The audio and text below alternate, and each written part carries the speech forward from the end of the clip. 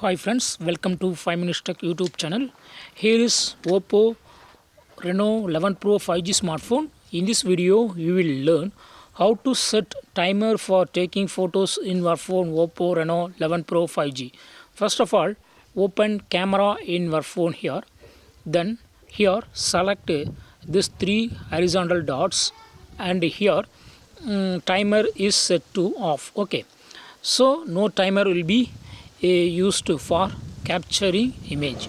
Immediately image will be captured after pressing this shutter button. Okay, if you would like to set a timer, you can set here. Okay, just select 3 seconds.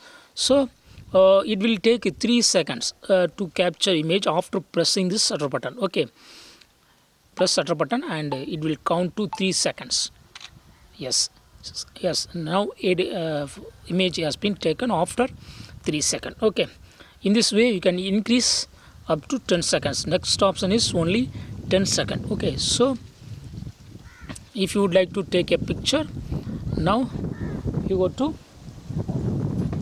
press the shutter button and picture will be taken after 10 seconds. It will count 10 seconds.